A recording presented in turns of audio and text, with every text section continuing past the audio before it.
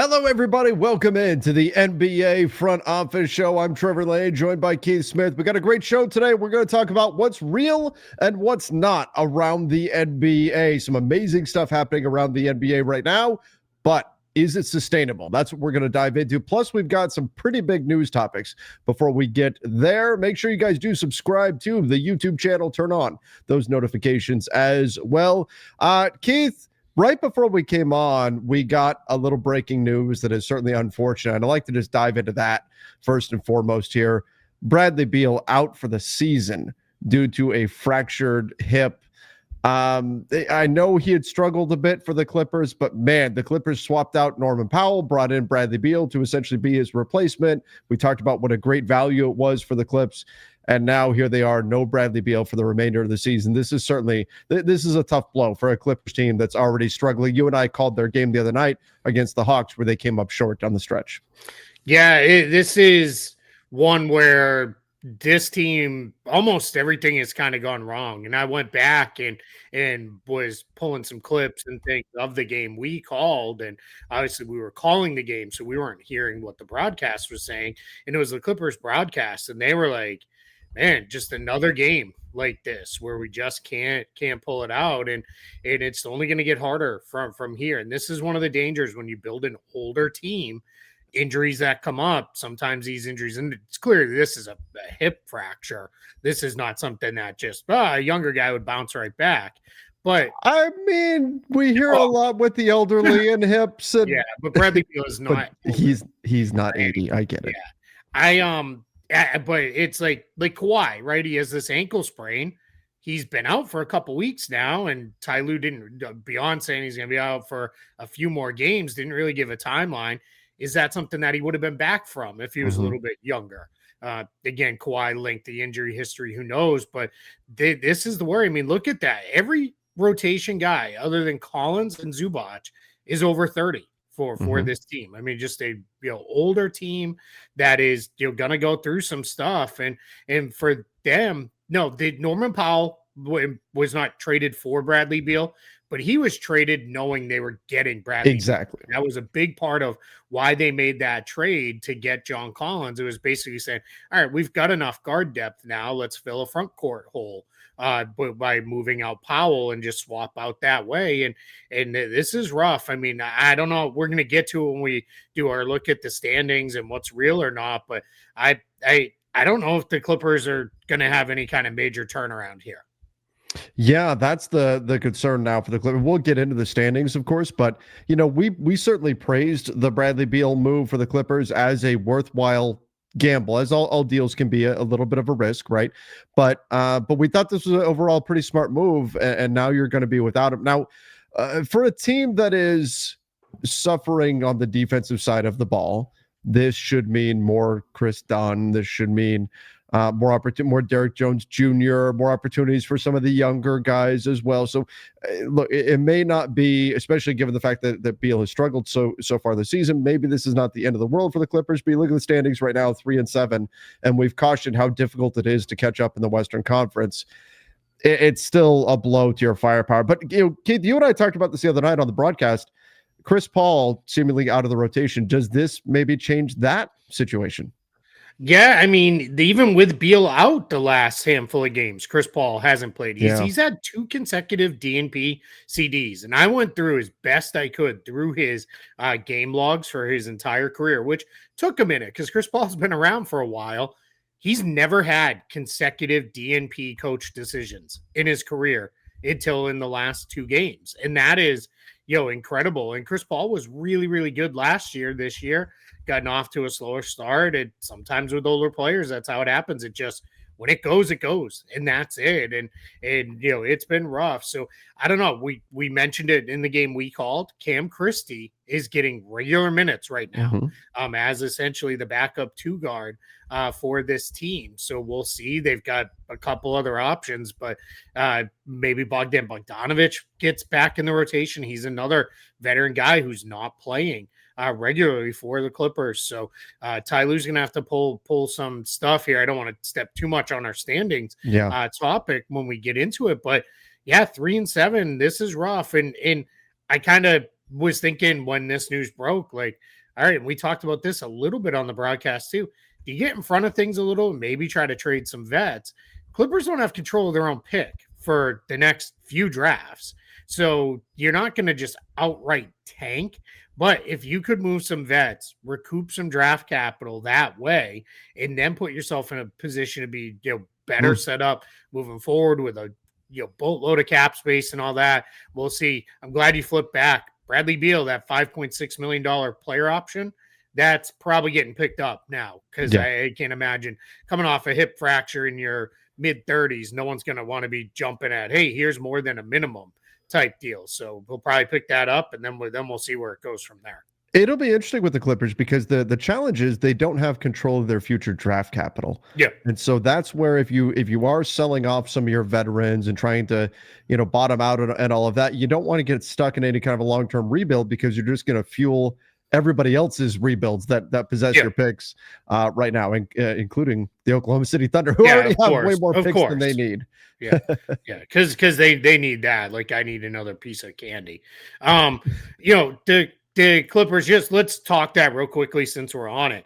This year, 2026 draft, they have no pick at all. The two most favorable picks of theirs, Houston, if it's 5-30, in Oklahoma City. So feel pretty confident it's going to be the Clippers and the Rockets picks. Those go to OKC, and then the worst of those three goes to Washington. 2027, Clippers do have a pick, but it's the worst pick of their own, Denver 6-30 in Oklahoma City. So that's probably not going to be a very good pick because the Thunder and Nuggets aren't going anywhere anytime soon. 2028, no first round pick, goes direct to the 76ers. 2029, they only keep it if it's 1-3, or Philly can swap with it if it's 4-30. That's the last pick from the James Harden trade. So that is the next 4 drafts. They have no control over their first round pick. So really no reason to just kind of say, all right, let's bottom this out. Right. I think when we've talked about it in the past, we're both in agreement.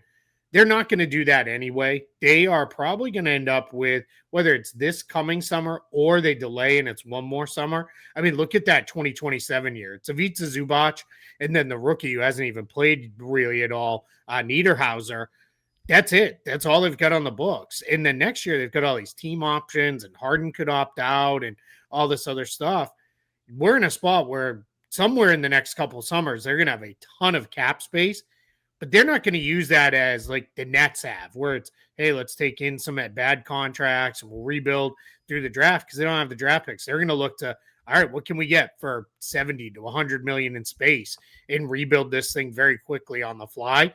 You might want to get that process moving. And if you could, like, you're not going to get a ton for Brook Lopez, say, but if there's a team that's like, man, we kind of took a blow at the center position, we need, a little bit of center depth. Maybe you trade Brook Lopez and get yourself a couple seconds.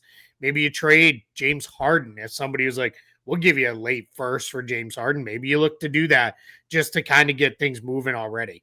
Yeah, it's something the Clippers may have to consider. Again, the Western Conference, we've talked a lot about the Dallas Mavericks maybe being in that situation, especially now with, as we talked about yesterday, with Nico Harrison being let go. The Clippers may find themselves in a similar spot. It's so difficult to catch up in the West once you fall behind. So this next stretch for the Clips will be very, very important for them.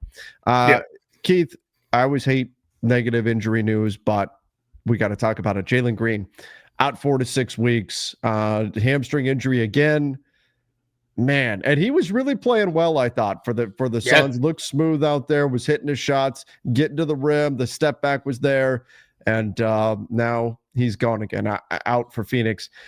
This is a tough blow for a team that certainly needs him out there on the court. Yeah, we said it when it was a re-injury. The worry is that's usually a long-term thing when it's a re-injury, because you're going to give it a little extra time to recover. And this is a second re-injury for Jaylen Green.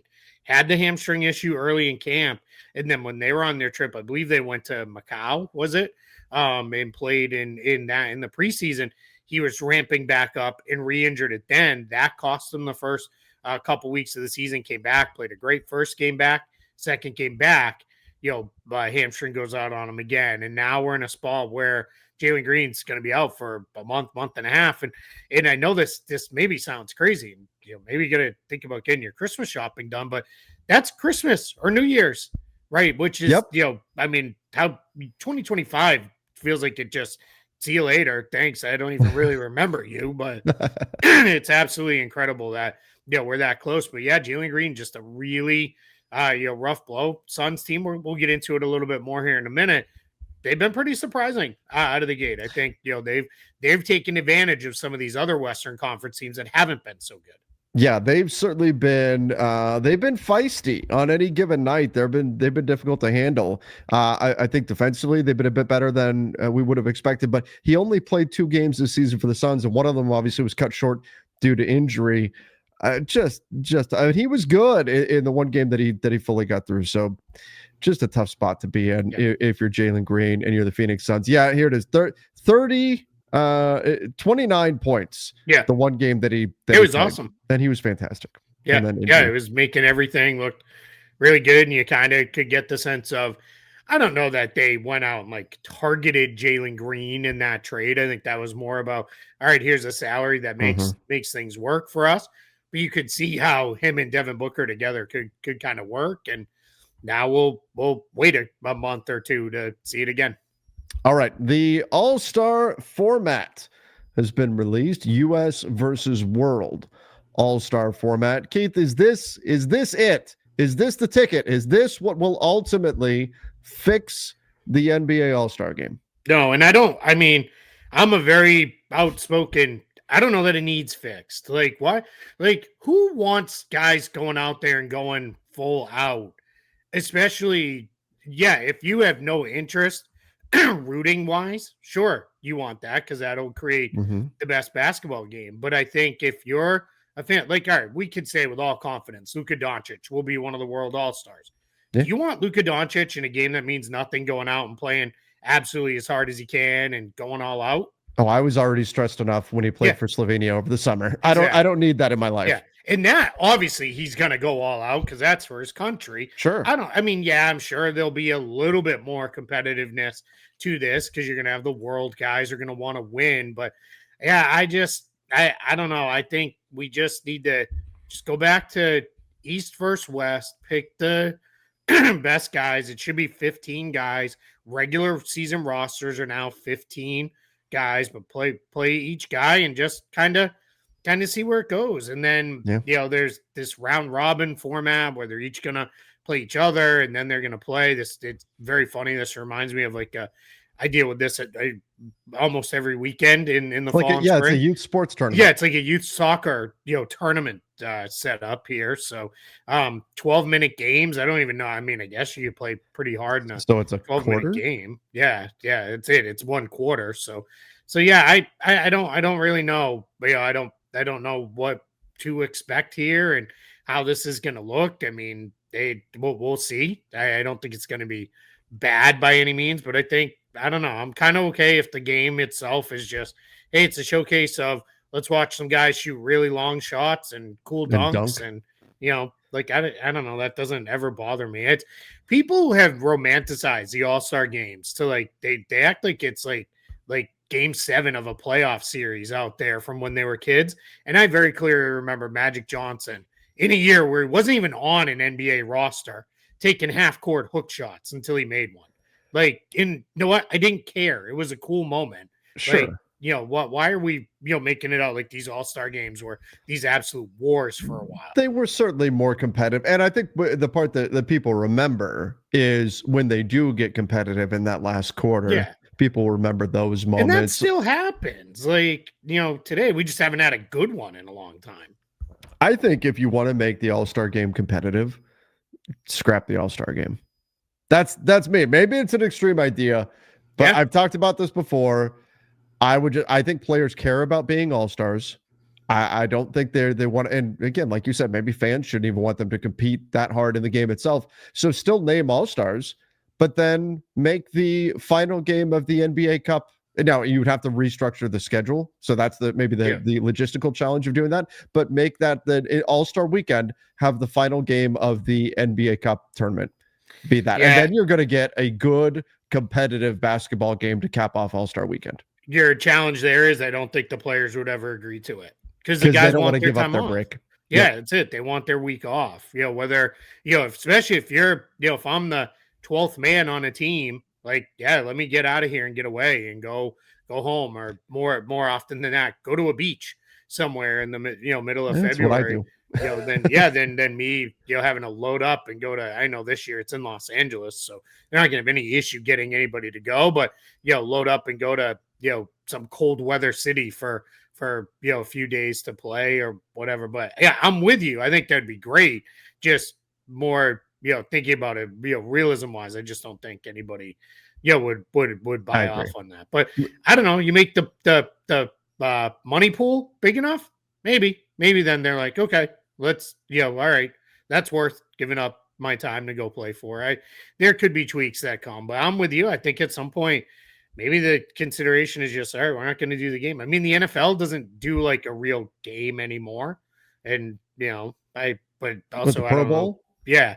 And I don't Yeah, I know mean, that it's anybody's not. really ever cared about that. But NFL, like if you go all out in an NFL game, it's like getting in a car crash. If you're, especially if you're a For running sure. back, are you expecting running backs to just get hammered? I mean, that's a big. Every game is a big deal for like every running back in the NFL and every position, really. But especially those guys. It also comes after some guys haven't played for a month, That because too. it's well after the season for a lot of guys. So yeah, I don't know. I just think I think it's I just think anybody who's still expecting an all-star game where everybody out there is like absolutely dying to win and they're trying to, really get after it and all that. Like, it's just that's I don't know how we ever get to a point where that ever comes back. Maybe this works enough that it's kind of fun and competitive, Sure. but hand up, I have said multiple times, I love All-Star Saturday. Like, I still watch all of it. And then the game I kind of have on in the background, just kind of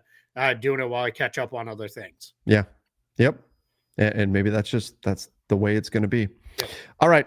Let's get into real or not. We're going to take a look at the NBA standings. We are still early enough. Most teams have played either 10 or 11 games at this point in the season. In fact, I think everybody has.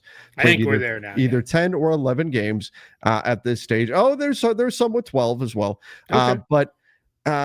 So we're in that range. Now we're a decent chunk, a little bit more than 10% into the season. Let's take a look at the standings. Heard of the Sleeper app? Well, here's a little secret. It's more than just a platform for season-long fantasy leagues. This year, millions of users enjoyed playing fantasy sports on Sleeper, but the app offers so much more, like live stats, including real-time updates and visualization on all the stats, a news feed with lightning-fast updates on your favorite players and teams, and a real-time chat that allows you to engage with other users about individual plays and performances during the NFL and NBA seasons. Download the #1 sports app today, experience it for yourself, and use promo code CAPSPACE. You'll get up to a $100 match on your first deposit. Terms and conditions apply. See Sleeper's terms of use for details. Currently operational in over 25 states. Check out Sleeper today. Take a look at what's surprising to us, maybe what we weren't expecting, and talk about what's real or what's not here. We'll start off with the Detroit Pistons. Keith, what do you think about Detroit sitting as the #1 seed in the NBA's Eastern Conference? Really impressive for the Pistons that 9-2, they're on a 7-game win streak. They have played the last week plus without a lot of guys. Jaden Ivey hasn't played yet this year. Tobias Harris is out long term. Then you've got Asar Thompson got injured and is out. Isaiah Stewart has missed some time. I mean, they were down to, in their game against Washington, Dennis Jenkins, who's a two-way player, and he's a nice two-way player. He was on the floor in crunch time just to give one other person that could handle the ball next to Cade Cunningham. He had a huge three to tie it. I did something kind of fun on the basketball bulletin where I just went through the 6 games in the last 2 days where the ball was in the air to win or tie the game at some point. And I broke down those end game moments, which is there's been some great ones already this year. Incredible. Yeah. I mean, you got to be watching, this, because they're great games every night. But yeah, highly recommend. If you don't, because you can't keep track of all of it. Again, we've talked about it before, but League Pass, the 40-minute condensed version of the game, huge. God, so awesome. Yeah. Yeah. It's some of these other ones that are now being hyped about, like 5 and 10 minute versions. That just feels like an extended highlight reel I to get me. But why some people like for sure, time and attention yeah, span, all that, why some people may want that, but yep, to really get a sense of the flow of the game, I yeah. love If you the watch, roughly yeah, 40-minute version. yeah, watch that possession only. Yeah. That kind of knocks out a lot of the other stuff. But anyway, back to the Pistons. I think it's real-ish, right? I think the Pistons are, I don't know that they're top of the conference good, but I think home court advantage good. Yeah, I think so. Mhm. And that's a little bit of a nudge up from where I thought they'd be going into the season. Keith, Jalen Green, contract year, headed for restricted free agency this summer, putting up 19 and 12 so far this Yeah. season to go along with 1.2 blocks, 65% from the field right now. And get this, 81% from the free throw line Yeah. on 6.6 attempts per game for Jalen Green. That obviously not everything, but a big part of the Pistons' success. Do you buy that this stretch from Jalen Green is real? I do. I do. I think you could see some of the offensive improvement coming over the last couple of seasons. And last year, when the Pistons started really turning it around and had the big monster single season turnaround, uh, he was a really key guy in that where Duren played really well and started to play really well defensively. And I think that's carried over to this year. Now he's developing into being a legit rim protector. And, you can run some stuff through him now. He's not just a play finisher anymore. Yeah, if I'm Detroit, any hopes I had of, all right, maybe we can get him, lock him up a little under market, that's going out the window because if you try to play too many games, somebody's going to come with a big offer for him. Are we in the territory where he's playing so well that he's going to break through that 25 million per year ceiling that Josh Giddey, Jonathan Kuminga, those guys seem to run into this past summer? I think so, and I think Detroit has their cap sheet can support it too. If they want to give him a little bit more money, so Mm-hmm. that's where I think so. I do think we might be in a place where maybe Jaden Ivey becomes a casualty of, all right, we're going to pay Duren more, so we're going to let Jaden Ivey walk, and we'll replace him maybe with another veteran guy who's maybe a little bit more ready. Plus Ivey, now we're getting into a little bit of an uneasy track record with health. I Mm-hmm. start to worry about that. I mean, the broken leg thing was just completely unfortunate, but now we're into, well into the year now, and we still haven't seen them. I'm a little nervous on that. And but flip side, they got to get one more guy to be another ball handler alongside Cade Cunningham. But I think they're in pretty good shape to get that done in season if a trade arises. Okay, the Knicks sitting in the 2 seed, not a surprise there at all. We knew that they Yeah. would be one of the top teams in the conference. I don't want to spend a lot of, no offense, Knicks fans, but we kind of knew this is what the Yeah. Knicks were going to be. They are a good team. They are going to continue to be good. I like what we're seeing out of them. Let me give you one thing with the Knicks. Yes. Look at the home road split. 7-0 at home, 0-3 on the road. Just going to keep my eye on that. Yeah. Because you can't be a truly great team without winning a bunch of games on the road. I'm not worried about it by any means, but No, it's too early. Just something I got my eye on. Okay, so and the health of Mitchell Robinson also always something to keep an eye on with New York as well. The Miami Heat, a big surprise here. The fastest paced team in the NBA, a big shift for Eric Spoelstra, flying up and down the court on a nightly basis, revitalizing Jaime Jaquez, who is now living in the paint and at the rim. No Tyler Hero yet, and they are still sitting at 7-4, the 3 seed in the Eastern Conference. I don't know if anybody had this. A lot of teams talk about playing fast. I don't know if anybody thought the Miami Heat were going to do this, especially with the way they're running their offense too. Very little pick and roll, all motion. It is a problem. You see teams struggle to adjust to what Miami's doing on both ends of the floor. Can they continue to hold down the turbo button all season? I think so, because it's not like they are, yes, they're leading the league in pace and they're playing faster than everybody else, obviously, if you're leading the league, but they're not like 5 possessions faster than everybody else. Like it's up there, but it's nowhere near like, oh my gosh, this is completely unsustainable. They're about a possession faster. There it is. You got it on the screen than Portland is. So I think that's certainly sustainable. It'll probably everybody's pace will come down a little. Yeah, you're gonna have to Look at last season though. yeah, Look at yeah, I mean, 103.7, let's yeah. call it, It'll come down. was the fastest pace last Yeah, season. That would be fourth yeah, this yeah. season. I mean, It'll cut. Everybody's will nudge down just a little bit. Probably, my guess is probably in the range of about 2 possessions. okay. Just because that's what happens as you get into the season. But yeah, go look for them on this page. Keep Yeah, going, keep going, where are keep they? going, keep 27th. going. Yeah. And we can't even see them because we're our head. There we go. There. There they are on there now. 27th in the NBA Yeah. in pace last season, 97. Man. Yeah. And they're up at 106. Unbelievable. That is, I mean, Yeah. that really underscores it right there. They were one of the slowest paced teams in the NBA last season. Now the fastest paced team. Yeah. What a complete shift Here's for Miami this season. the other thing too that you mentioned, but I want to make sure we spend a moment talking about it. It's not only the pace. They completely changed their offense. Yep. If you've watched the Heat game over the last, I don't know, decade, I'm going to say, I know Bam Adebayo hasn't been there quite a decade, but in that range, you knew you're going to see 100 dribble handoffs and actions where the big man is facilitating at the top of the key and a million straight pick and roll plays. They do very little DHO stuff anymore. Very little straight pick and rolls. It is all motion based with a ton of ball and player movement. Honestly, what it looks like is those kind of fun given their links at once upon a time. It looks a lot like those Spurs teams when they were kind of at their like peak there. Yeah, you're on it. I'm on the handout, but I want to go pick and roll ball handler. Yeah. Look at this. Yeah, keep going. Keep going. Yep, keep going. Look at that. Dead last in the NBA in pick and roll. And it's not even close. Yeah, not even close. Yeah. They've completely changed their offense.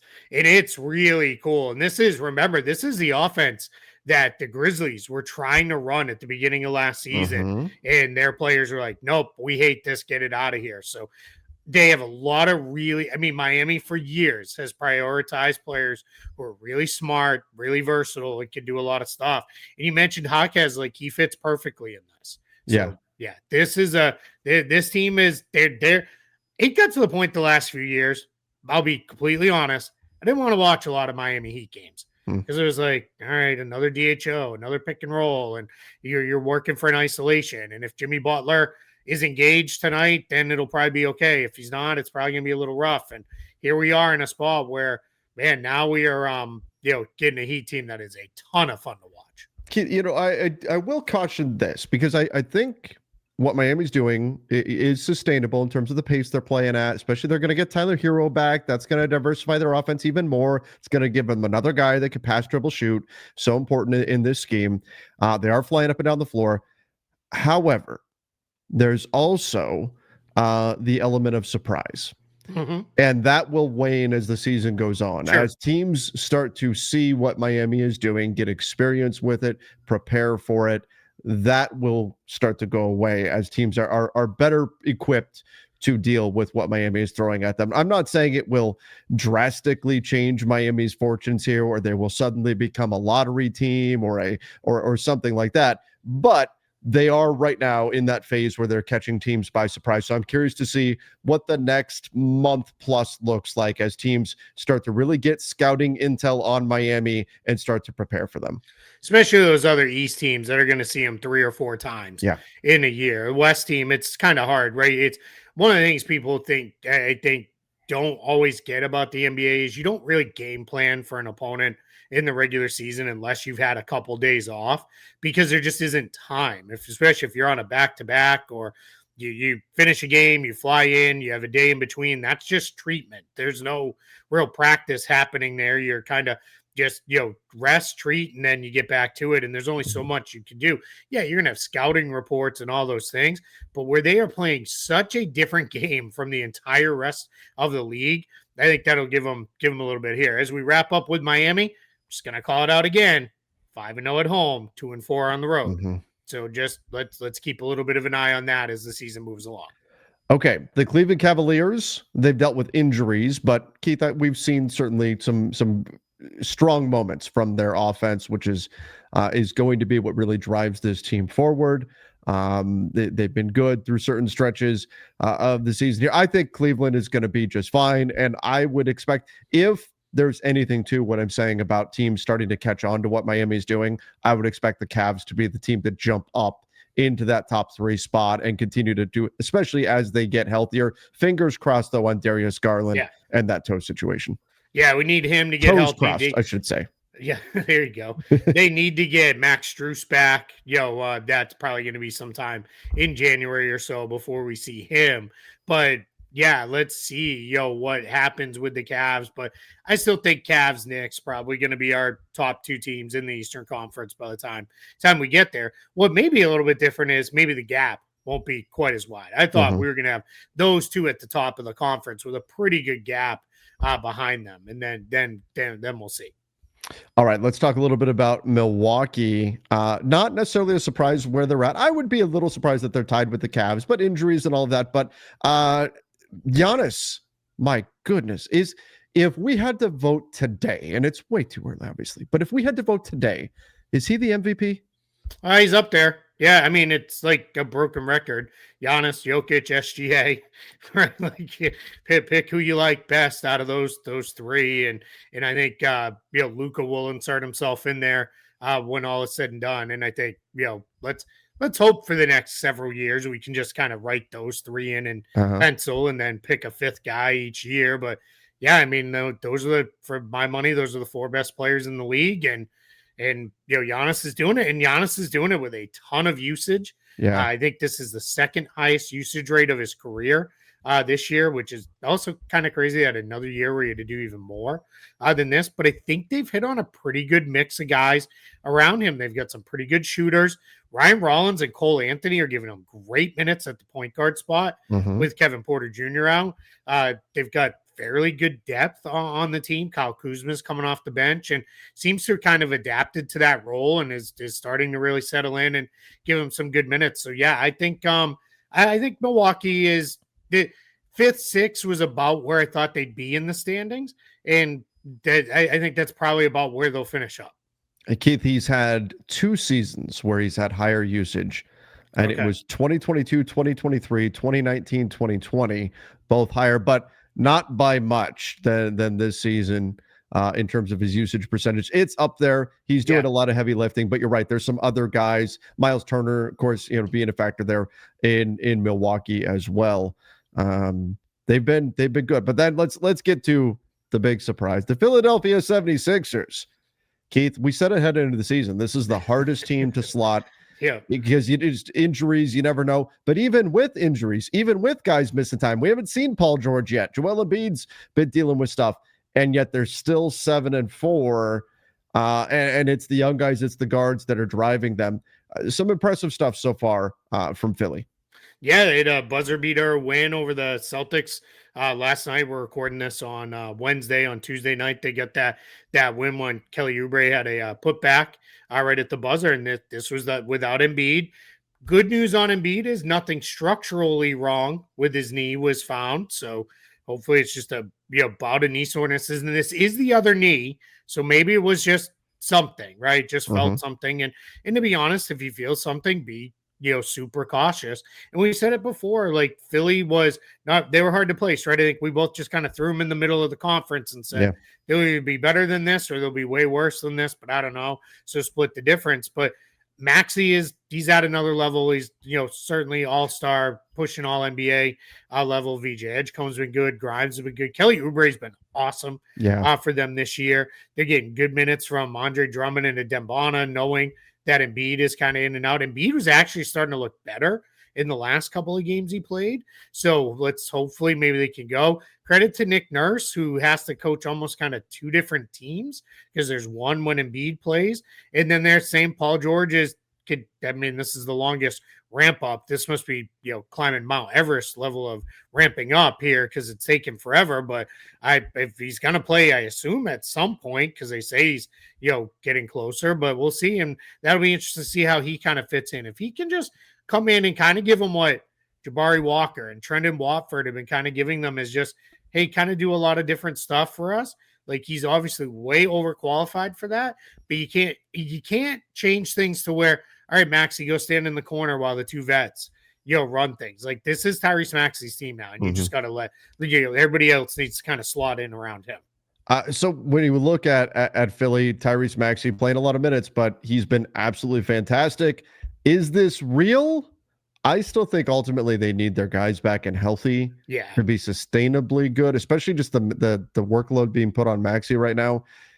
So I'm not convinced that this is where Philly is going to stay all season long, because I don't know if I want to say the health ultimately will come around. I just don't have a lot of faith in that. I think they dip down into the play-in tournament. Yeah. I think they will be, barring, obviously, and this is, we'll just say this once, a disclaimer, barring major injuries for any of these teams where their season falls apart, but just assuming normal health for Philly, I think if Atlanta and or Orlando get to being the team we thought they were going to be, then somebody's going to drop, and I think it'll be Philadelphia.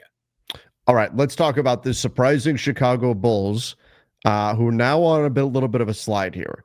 Are they starting to reveal who they are? We said last week, I believe, that after they got the win on Halloween against the Knicks, people were going, okay. We said this next stretch will really be revealing. New York, Philly, Milwaukee, Cleveland, San Antonio, and then there's one more coming. Let me get it on the screen, against Detroit.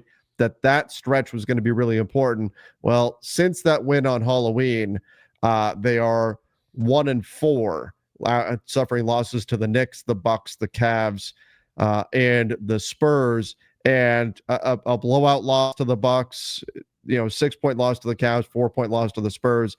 Is this just regression settling in? And are the Bulls turning back into a pumpkin, or what is this here? Yeah, right on the heels of Halloween, they turned into a pumpkin. It's I think it's just they're now what they are now, right? They banked those 5 wins; those don't go away. So if you just play 500 ball the rest of the way, all right, you're going to be just slightly above 500, but just slightly above 500. That's a play-in tournament team, and that's where I ultimately think they will land, because I do think they've been good enough so far that they're going to be they'll probably be right there, right? Somewhere between 7 and 11 for Chicago this year feels about right. And I mean, that's like all-time eternal, where the Chicago Bulls just live, will be somewhere around 500 and somewhere in the mix for the play-in tournament. Right.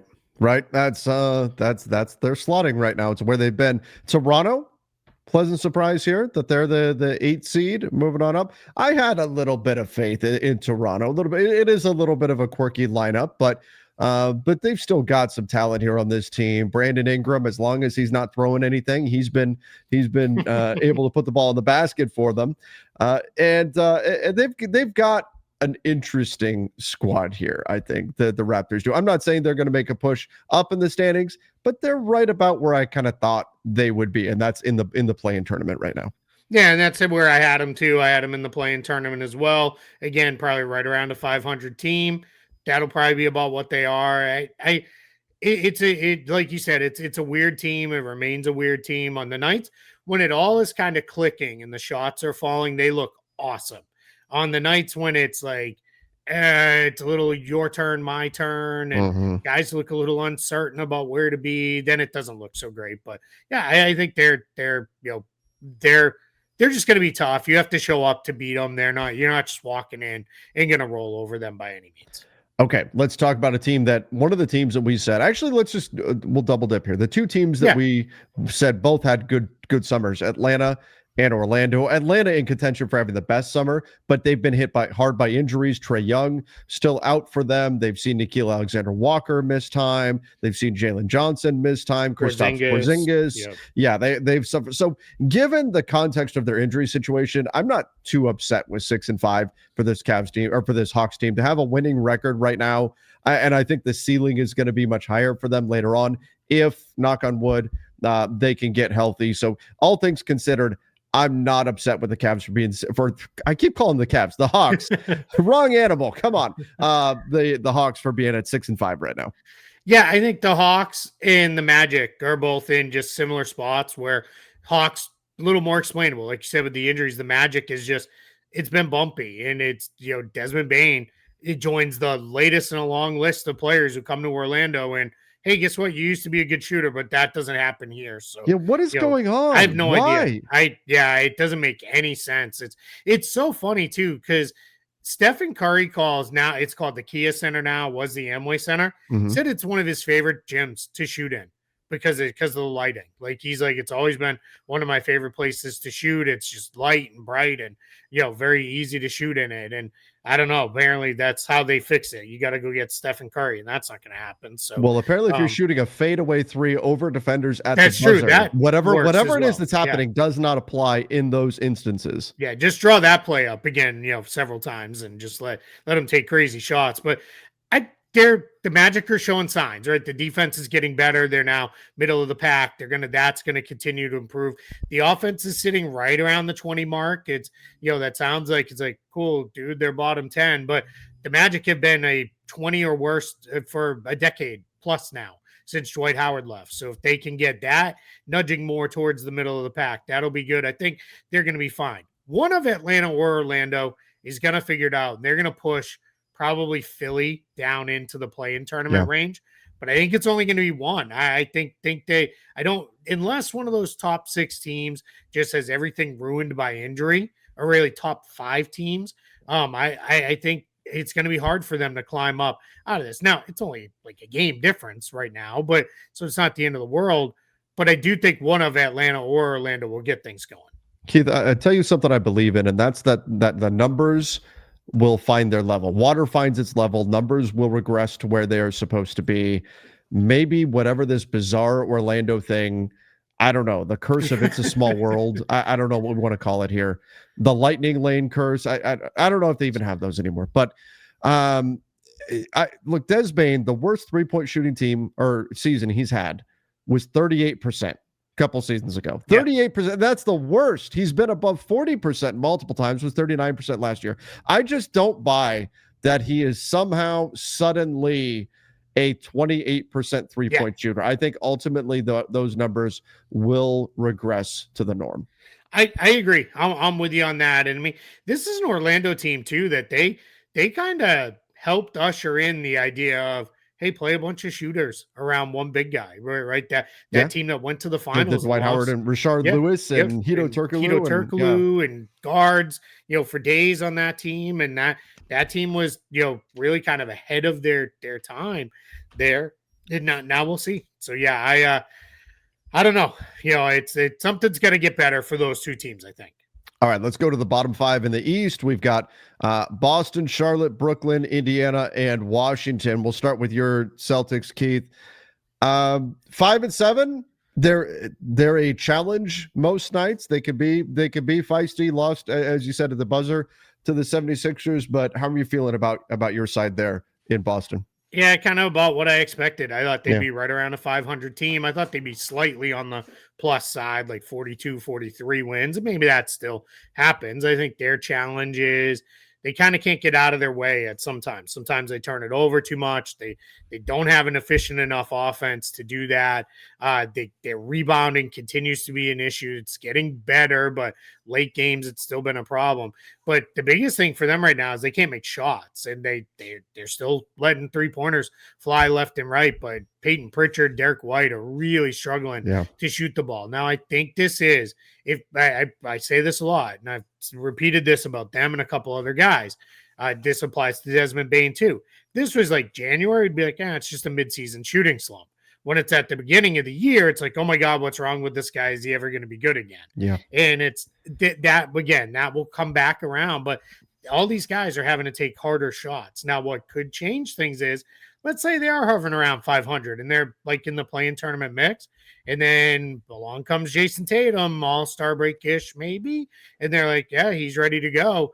That could really give them a lift. I mean, no one will add a better player than Jason Tatum, even if he's not Jason Tatum right away. Mid-season than him, and let's see. I mean, that could be something that lifts them, and then they become that team where everybody's like, nobody's going to want to see the Celtics, in the first round and all this other stuff if they make it. I also think they're kind of like, hey, if we don't make it and we end up being a lottery team. It's not the end of the world. We'll add another really good player to what we know will be back to being a really good team next season. All right, let's talk about the Charlotte Hornets. Injuries hitting LaMelo Ball again. That's been a concern with the ankle situation there, but and of course Brandon Miller as well. You really, what you're losing is evaluation time here for this team, as you want to find out what this team has and what they don't. I'll tell you one thing they do have though. They might have the rookie of the year, Keith, in Colin Knippel. I mean, it is not. I thought you might go Ryan Kalkbrenner. He's been really good too. He's been good. Sion James has been really good too. Absolutely. They've found something with these young guys. But Con, I think, has been on another level. They still make a lot of young team mistakes out there, but they are a potent offense. I think they can be significantly better than what they are right now.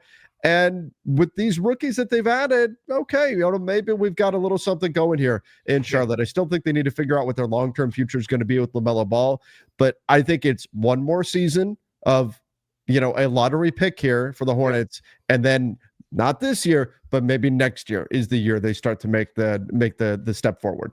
Yeah, they're the fun bad team. Like they're not good, but they're a lot of fun. You get to watch them play the Lakers the other night up close, and they're fun. And again, the thing I like with them too is if you go in and think you're just gonna roll the ball out and just hammer them and just beat them because they're that. Maybe we do get there when the rookies hit the wall in season, but right now you could actually show up and play. And like you said, they do hurt themselves at times. They make some of those, young, dumb team plays. But yeah, I mean, this rookie group is good.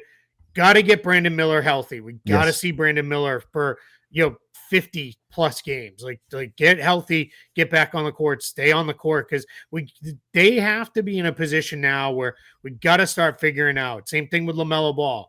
How do these guys fit together? Or is it time to start thinking about, all right, the rookie guys, those are the guys, and we're going to move forward with building guys around them. And I know that sounds crazy. We're only in year 3 with Brandon Miller, but we are in year 3 with Brandon Miller, and that's a little worrisome.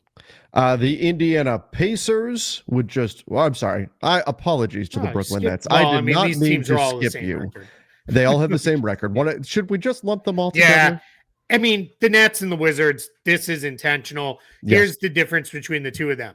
The Wizards fans, their team's 1-10, and they're like, let's go. We love our kids. Like, this is awesome.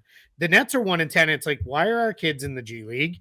Like, what are we doing? Why are they not here playing for us? And that's oversimplifying it a little, but that is what's happening with those two teams. I mean, the Wizards it's so funny. I talked to a couple people in DC this week, and they were like, yeah, it's really funny that like we are really bad and people love this team.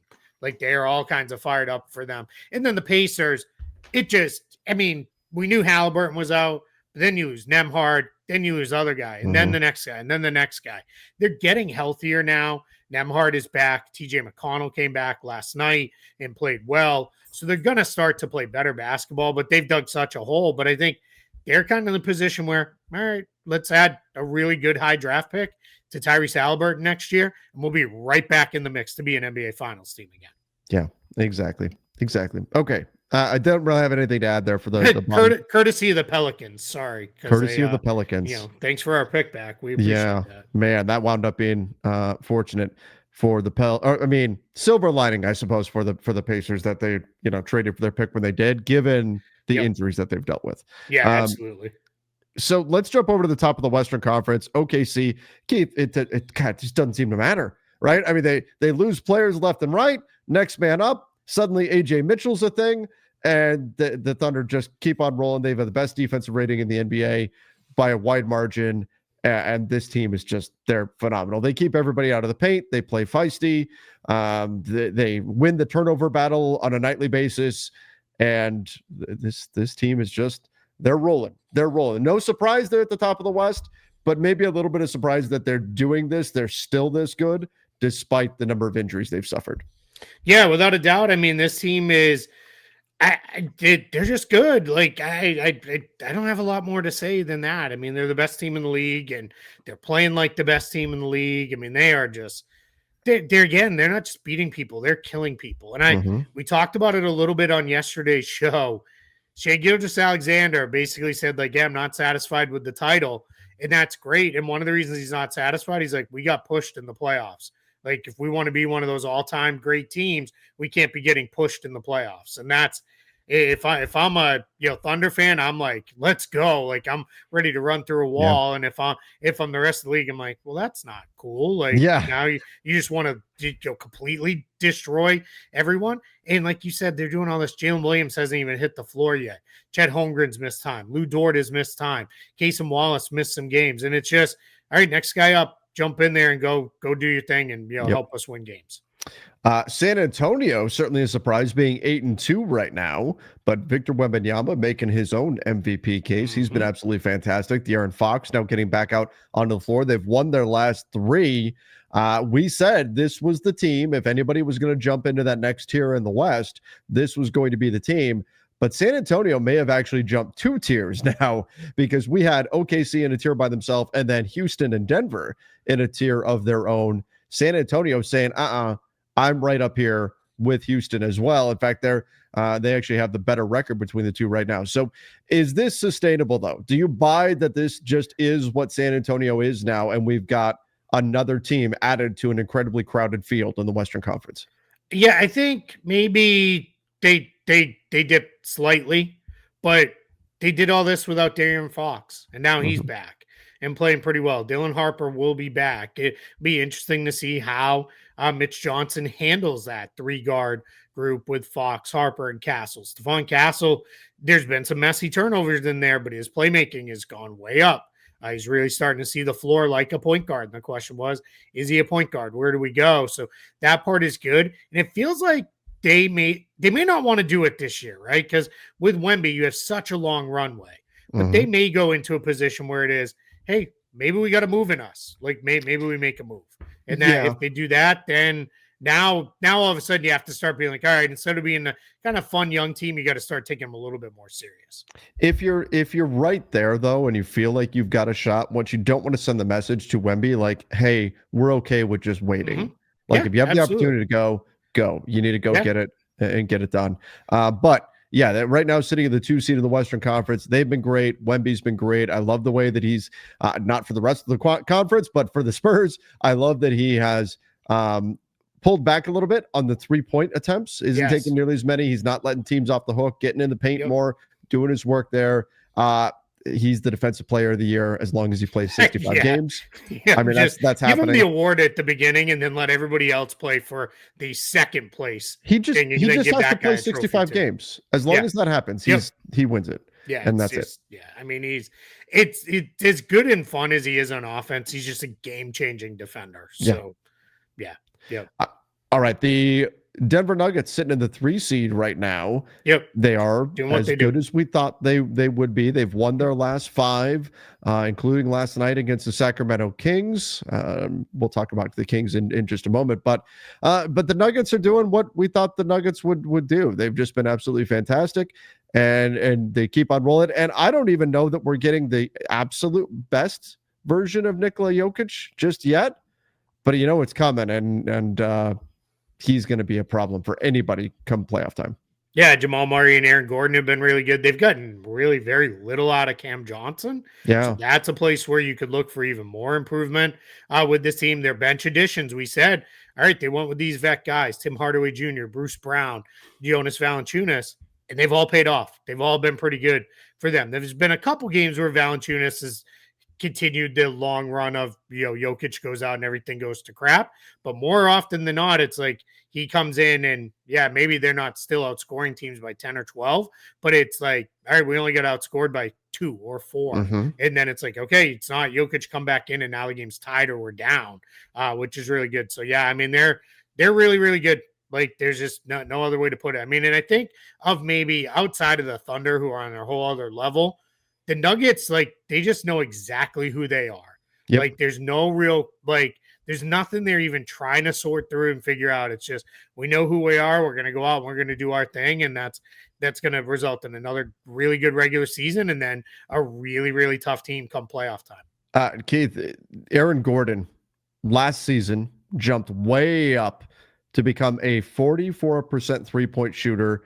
Before that was 29% the season prior, had always been a low 30s, high 20% 86%. I don't know what kind of crossroads deal he made, but it's for real. This year, on higher volume, he is now a 47% three-point shooter so far this season. Good Lord. Yeah. It's like we always talk about Jason Kidd figuring it out as the late career shooter. Like this is like a whole other level, because this is like, I went from somebody who couldn't shoot to now I'm just the best shooter in the league. It's unreal. What is happening? Yeah, I mean, this is good to see. I mean, if you had ever told me during his Orlando years, Aaron Gordon would be a really high end role player on a title team, I would have been like, yeah, sure. But if you tried to tell me, oh yeah, and a big part of that will be his shooting, I'd be like, what are you talking about? Like, get out of here with that nonsense. Man, I mean, it gives hope for all the other guys in the NBA that are there to the, but if only he could shoot, all the guys that are in that category. Those jumpers. All right, the Houston Rockets at 5th. We can just skip the Lakers, right? Because nobody ever talks about those guys. The Lakers, given how absolutely decimated they've been, just crushed by injuries this season, I am pleasantly surprised that they are sitting at 8-3 at this point. 0 games played for LeBron James so far. Less than half of the games they've played have featured the duo of Luka and Austin Reeves. They even played one game without all 3 of them. And one. Unbelievable. Yeah, the majority of their games, they have had just one of their 3 best players available. They've dealt with injuries to other guys. Rui Hachimura, DeAndre Ayton has missed time. Jackson Hayes has missed time. Gabe Vincent, who's key as a backup ball. Even if people don't love him, he still gives you 15, 20 minutes a night of ball. Exactly. So for them, and they have become the kings of pick and roll. That's what they've been. They are the best pick and roll team in the NBA right now on a points per possession basis, and that is driving them.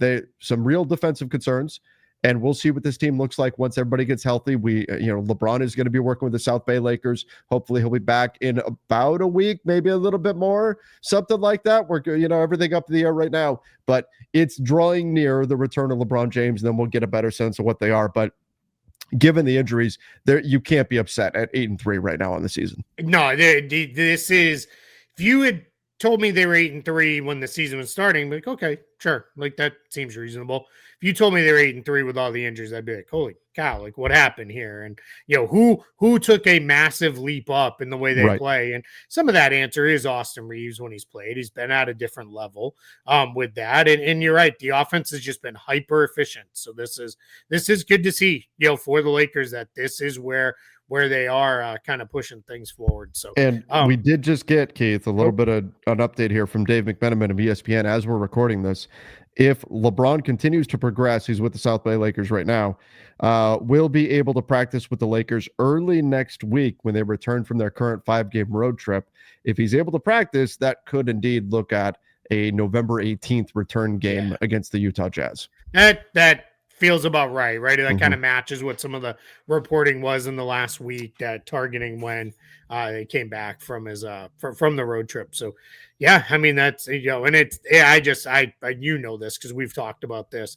It's just laughable to me when people are like, but, what are they going to do? How are they going to, it's LeBron James. Like, they'll be fine. Yeah. Like, LeBron, Luke. Oh, the whole LeBron's going to ruin the chemistry. How are they going to fit him in? Like, what a terrible problem to have. Like, it'll all be fine. It'll all be okay. And, it'll all work however it's supposed to. It is wild to assume that LeBron James, who is famous for being good at basketball, could possibly help a basketball team. That is a hot take, my friend. Truly shocking things there with that. So, yeah, great start for them. Now to go to real for the Rockets. Yes. This is good, right? Considering Fred VanVleet, not having him. They've had some other guys in and out of the lineup with some injuries and stuff. So I think, the Rockets are in a pretty good place.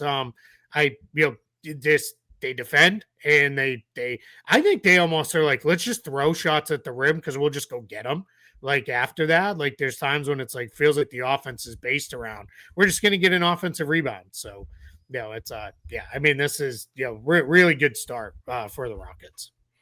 All right, let's talk. Well, and Houston, by the way, again, a great start. You mentioned Fred VanVleet. Keep an eye on them as we get further in the season, because you may look at them and say, well, they don't have a point guard. Yeah, right now, I think they're one of those teams that, should they find themselves in the mix, and I fully expect them to be, they're a trade deadline move away from fixing that problem, and then off they go. And Reed Shepherd's starting to play better. Really starting to play well off the bench. All right, let's go over to the Minnesota Timberwolves. I mean, 7-4, despite injuries, an injury to Anthony Edwards that kept him out for a bit. For them to be there, you got to feel good, and they've won their last 3 in a row, so you'll certainly take that. Yeah, road heavy schedule to start the year too. So yeah, Wolves are playing about where we've come to expect. I wouldn't be surprised if that climbs up into that. I think San Antonio, I think, will slide a little. I think Denver will move up and we'll finish second behind the Thunder in the regular season. And then if Minnesota somewhere in the 3 to 5 range probably feels about right for them when all is said and done, assuming health the rest of the way. Yeah, absolutely. Okay, let's talk a little bit about these are the surprises. The big surprise, right? The big surprise. The Phoenix Suns 6-5, not where we projected Phoenix would be, especially with the injuries to Jaylen Green. But they've proven to be pretty feisty defensively on any given night. Devin Booker's doing Devin Booker things, and the Suns. Owner Matt Ishbia said that he thinks the team's going to be better than people expect this year. So far, he's right. Through 11 games, they're above 500. Certainly not where we have predicted the Suns would be right now. Devin Booker looks like the Devin Booker we all fell in love with, years ago, where it's like, all right, this guy is, absolutely incredible. I think he was bad last season, but wasn't a good season by his standards. Big part of why the team underachieved. And now he's back to playing really well. They're making it work with kind of muddling together the forward position. They're playing without a point guard, but yeah, this is a pretty fun team. I think, again, talking about some of these teams that are just more fun to watch. They're a lot more fun to watch this year than they have been the last couple of years. Yeah, and maybe a little bit of a light schedule on this 3-game road trip. You got a couple of wins over the Clippers. The Clippers very much struggling. The Pelicans as well. But you know what? You got to play the team in front of you, and it's so important that you stack wins when you can in the West, and they're doing just that. All right, let's go to the Portland Trailblazers, another team that's playing at a extremely fast pace, the second fastest pace in the NBA. They're forcing tons of turnovers, and you love seeing that out of them. And we're seeing a big step forward as well for Deni Avdija this season. The Blazers all off season, they were talking about how they wanted to take that leap forward. They're leading the NBA in steals right now, right up there with the Thunder.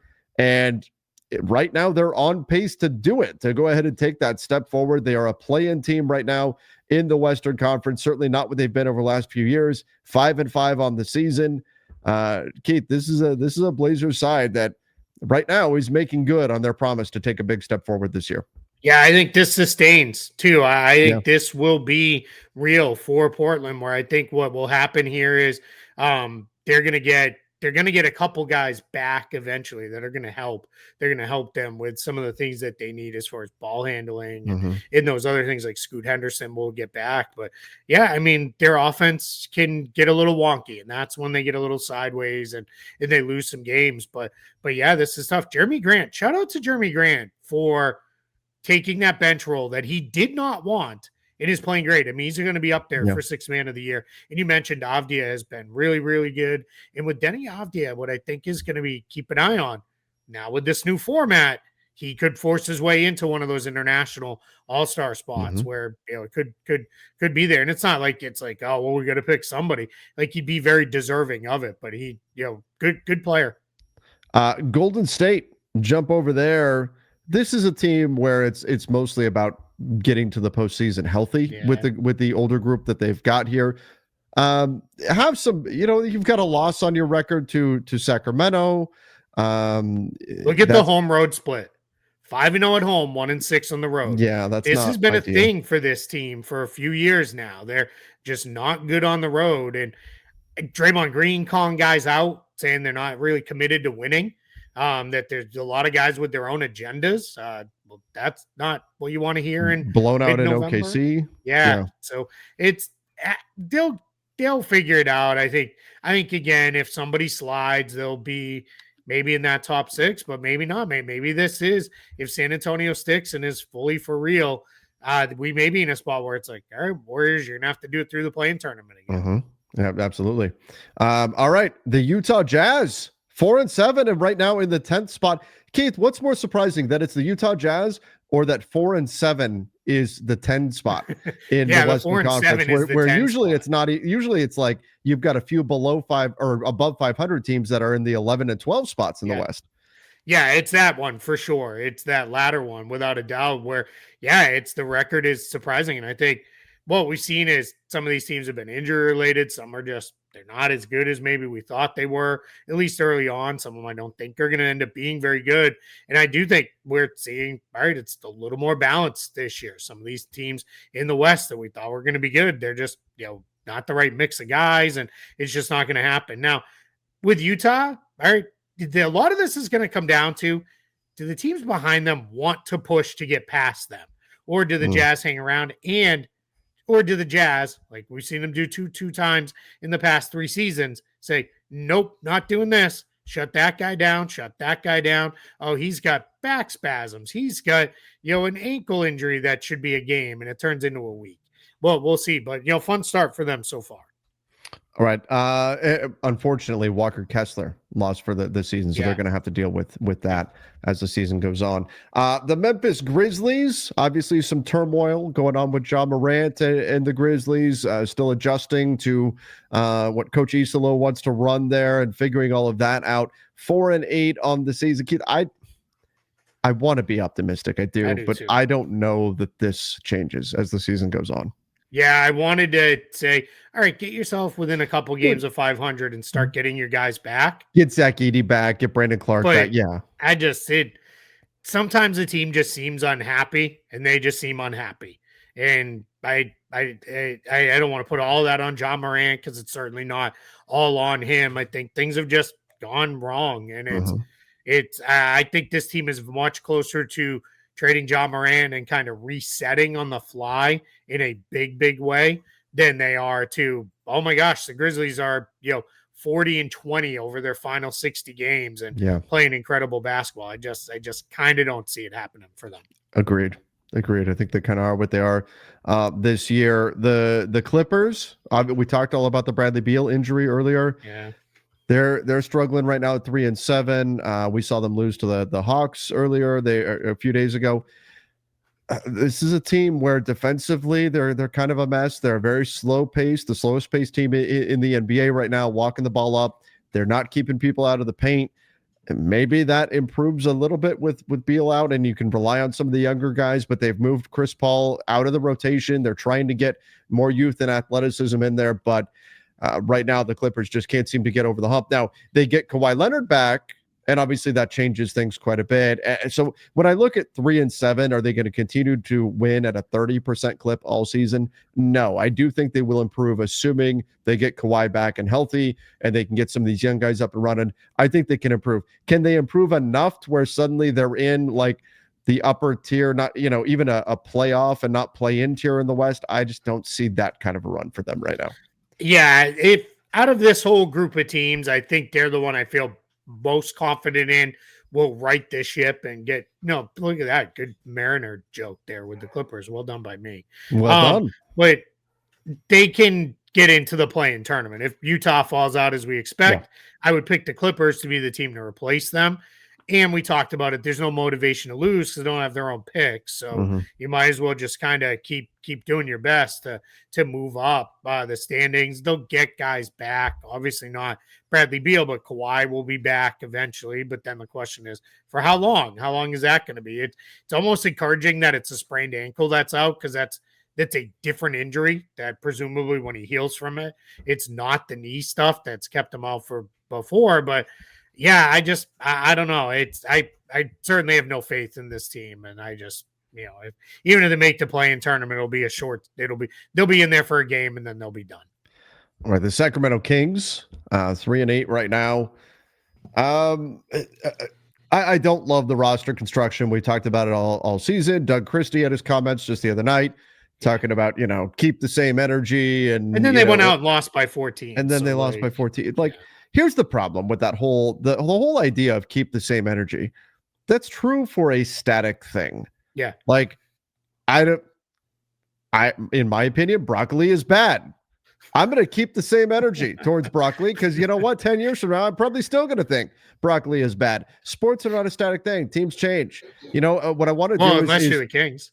well, that's just it. Like if a team makes the playoffs, I want to be able to talk about how that team did really well and where they were successful. And then if they miss the playoffs for 17 straight seasons, I'm not going to keep the same energy and talk about how good the team is and how great they're doing. No, I'm going to talk about how bad they are. So keep the same energy, just shouldn't apply to sports. Sports are ever changing, constantly switching. And some of it can be very difficult to predict, of course. But Sacramento, if they're playing poorly, we're going to talk about how poorly they're playing. And that's what we've seen so far. If they have funky roster construction, we're going to talk about how strange the roster construction is. And that's been the case with Sacramento. And I hope that they do find their way through this. And I think the future can be bright there for them. But you know what? Right now, the Kings are what they are. The roster is clunky. It doesn't really fit. And I think this is just what they're going to be this season. Yeah, they need Keegan Murray back. They will get him back eventually. That'll help some. But yeah, I mean, this team's just messy. This was our worry. It was like, it's kind of a messy team. How's this all going to fit? Is it going to work? And we were worried about it in July. We're worried about it in November. It's just not going to change. And I know we have Kings fans who watch the show and they like to jump in the comments. And guys, we love you guys. We love I want them to be better. Yeah, it was so fun. That whole season was just an absolute blast. Watching that team and watching how much fun they had. And we were like, yes, come on, get it done. Like, you deserve this.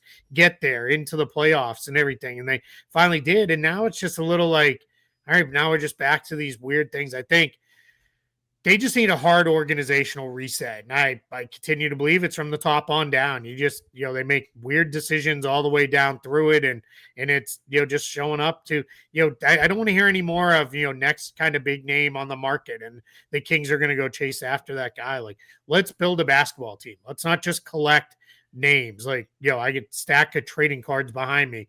You're not just trying to collect names or build a fantasy team. Build a real basketball team. But I don't know. I wanted to kind of say maybe they could be the team that really turns it around. I just don't think they're gonna be. Yeah, agreed. Speaking of teams that need to turn it around, the Dallas Mavericks, Nico Harrison on the way out. Still don't have enough shot creation. The offense has been not fun to watch at all. The Mavs right now 3-8. This could be a season of significant change now for Dallas. If you have a new GM coming in, we talked all about it the other day, but you could see potential trades here coming, significant pieces, Anthony Davis, Kyrie Irving, Klay Thompson. Do these guys wind up sticking long-term? Do the Mavericks take a step back this year, the 1 year that they do have control of their draft capital, and try to hit on a big pick this year to add to Cooper Flag?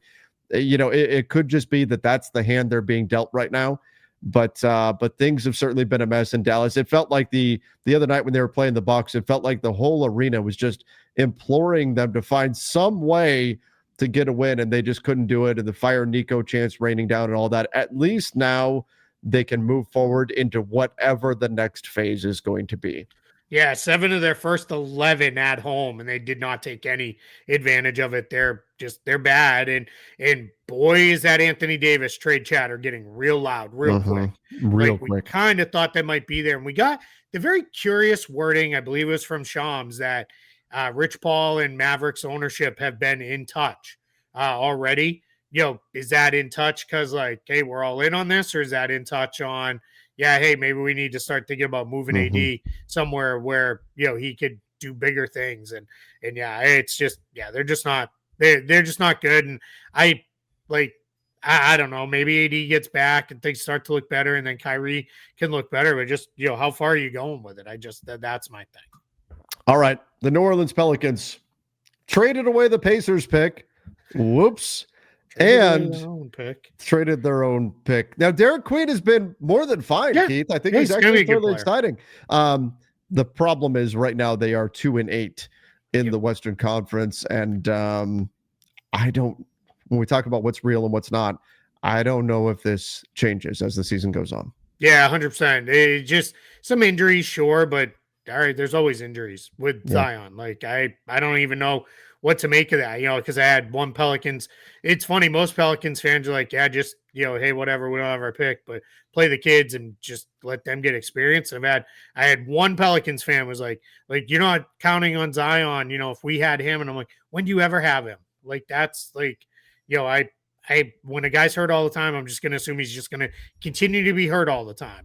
Until I have reason to believe it will be different. But yeah, I mean, it's just, it's all bad. If anybody wants to read, I wrote a whole long piece for Spot Track about how bad I think it is. And it's how we got here and where we go forward from here. So I won't spend any more time on that. You guys can read that if you want. But yeah, I mean, this team stinks and they're not going to be any good. Yeah, Zion has played in just 5 games so far this season, out of their 10. So only half the games. That's not going to get it done. No, and even if he plays more, it's not going to change anything anyway. Right. So. All right, everybody. That's where we're at right now. What's real? What's not? Give us your thoughts. Do you agree? Do you disagree? Let us know in the comment section down below. Thank you again for joining the show. Ended up being a supersized show today. Appreciate all of you. Till next time. See ya. And stay safe.